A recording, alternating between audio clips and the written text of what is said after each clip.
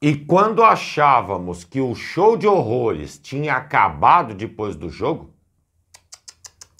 as coletivas de ontem foram um desbunde. Só merda. Fala galera rubro-negra, estamos chegando com mais um vídeo aqui no canal Camisa 10 da Nação. O seu, o meu, o nosso canal de notícias e informações do Flamengo. Esse Flamengo que a gente tanto ama.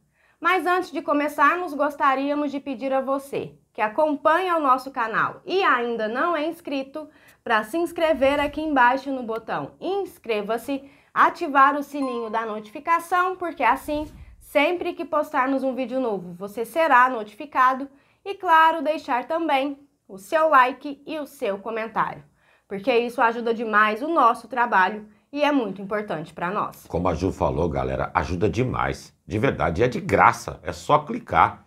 Papum, vai. E deu. É isso aí. Bom, bora começar então com as notícias. Vamos. Ontem passou ali pela zona mista o Marcos Braz. Aliás, como sempre, prepotente, grosso, puxando muitas vezes as coisas para um lado mais bonito da história. E, sinceramente, eu já estou cansado de ver sempre a mesma coisa acontecendo. Ontem, inclusive, ele, na minha opinião, foi extremamente incompreensível e irracional no comentário que ele fez sobre o Fabrício Bruno, que na entrevista, depois do jogo da Libertadores, na quinta-feira, falou que estava bem engatilhada a sua negociação com o Rennes da França. E Braz ontem falou o seguinte, que o que importa para ele não é o sonho do jogador, e sim o sonho do torcedor. Caramba, amigos, depois de 6 anos à frente do Flamengo como vice-presidente de futebol, qual foi a vez que os amigos viram ele se importar com o sonho do torcedor, principalmente com as atitudes que ele tomou durante todo esse período? Ano de eleição, né? Outra coisa, também comentou sobre Michael, dizendo que só falta o jogador assinar.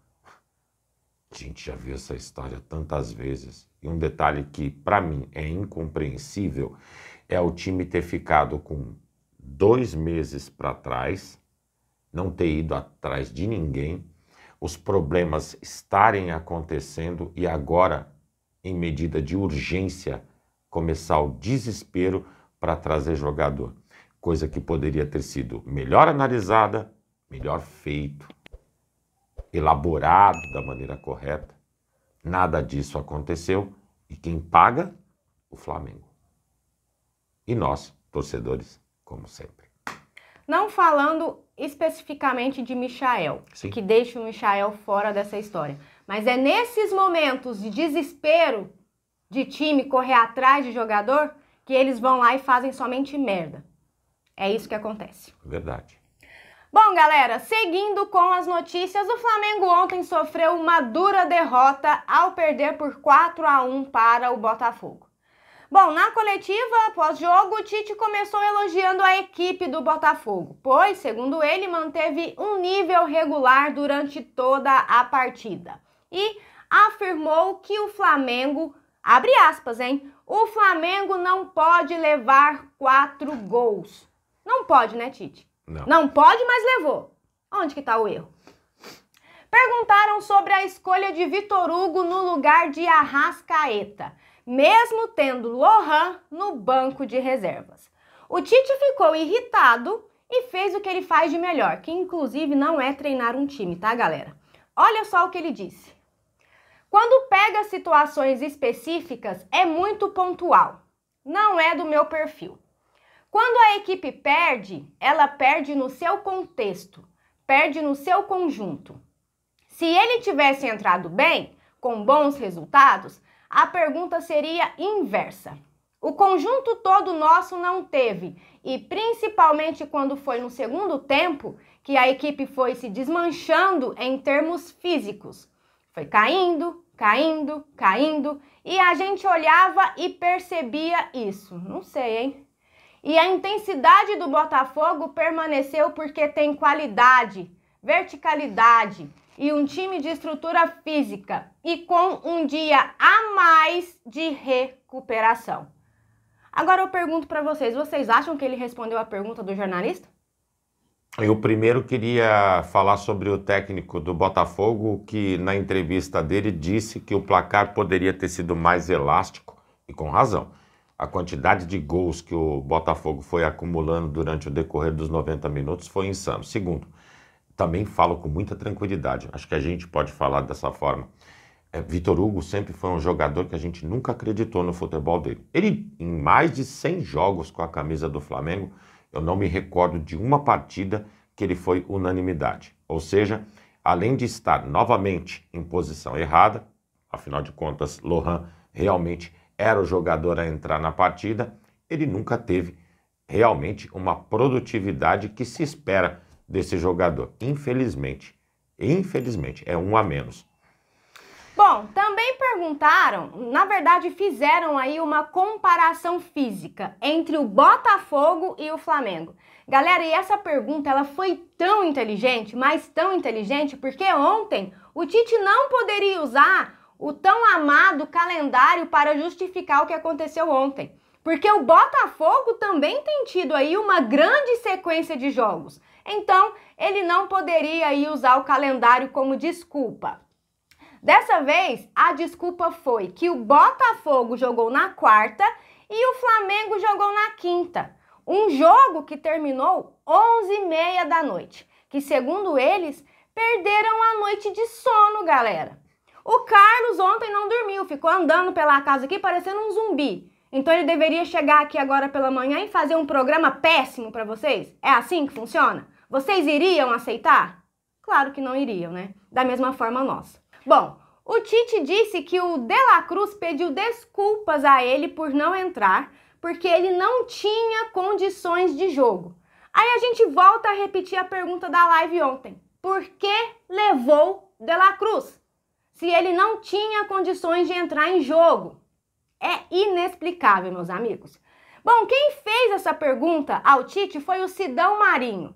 Amigos, um dos jornalistas mais educados que a gente já viu. E sabe o que o Tite falou para ele? Pediu para ele ser educado, para ele respeitar, para ele ouvir, para ele ter bom senso. Bom senso aonde? Só porque ele estava questionando o filhinho do Tite? Quando chega um jornalista e faz uma pergunta inteligente, como é o caso do Sidão Marinho, que realmente ele é um dos mais sensatos, o Tite se dói. Ele prefere perguntas como um outro jornalista fez ontem sobre Michael, que aí ele pode simplesmente falar que quem cuida do caso é a diretoria. Ou seja, aquele lance de ficar amenizando, apaziguando a situação. Isso é irritante e nojento. Eu gostaria de falar uma coisa antes.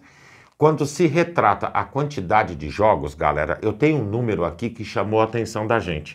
Aí eu resolvo trazer aqui para vocês no canal. Olha só, o Flamengo é um dos times que mais jogam. Segundo o Tite, sim, né? Não é? Sabe quem é o time que mais jogou em 2024 no Brasil, amigos? O Fortaleza. Segundo colocado com 54 partidas. Em segundo, o Botafogo, que teve mais tempo de descanso, seu Tite, com 53. Em terceiro, quarto e quinto aparecem Bahia e Bragantino e Cuiabá, com 52 jogos. Aí vem o Grêmio, com 49 jogos. O Flamengo vai aparecer na fileira de quem tem 48 jogos, junto com Corinthians, Fluminense e São Paulo, senhor Tite. Isso dá uma diferença de 6 jogos, senhor Tite. Distribuídos em semanas, talvez o senhor consiga encontrar o porquê que a gente critica o seu trabalho e julga o senhor o incompetente, assim como seu filho. Em cima disso, então eu vou completar aqui essa parte da coletiva do Tite. O Sidão Marinho tá mais do que certo. O Botafogo sim correu mais que o Flamengo ontem. O Botafogo amassou o Flamengo ontem dentro de campo. Então, aceite críticas, ô Tite. Aceite porque vocês estão merecendo. Sejam humildes e assumam que vocês estão errados e que vocês erraram ontem também. Assumam. Não com as mesmas características de futebol, mas eu senti um dedo de inveja ontem do que o Botafogo apresentou dentro de campo, quando eu olho para o lado do time que eu tanto amo e não vejo a correspondência dentro de campo. Aquele futebol insonso, aquele futebol chato, muitas vezes que traz pra gente somente raiva, nervoso, ansiedade e insegurança. Acho que essas palavras conseguem definir o que é ver 90 minutos do Flamengo nessas últimas partidas. E outro detalhe, no Campeonato Brasileiro, nos últimos 3 jogos, o Flamengo brigou por 9 pontos. A gente só conseguiu 1. Só conseguiu 1. Inclusive, ele também foi questionado com relação às prioridades das competições. Ah, você só quer saber do mata-mata ou cara pálida? Por que só quer saber do mata-mata? Se na Copa do Brasil nós passamos na Cruz das Almas perdendo e tomando um sufoco terrível do Palmeiras no estádio deles. Se para ganhar de 2-0 do Bolívar precisou sair um gol do Léo Pereira aos 44, que foi um achado. Senão a gente ia sair de 1-0, já vai ser dificílimo esse jogo de volta.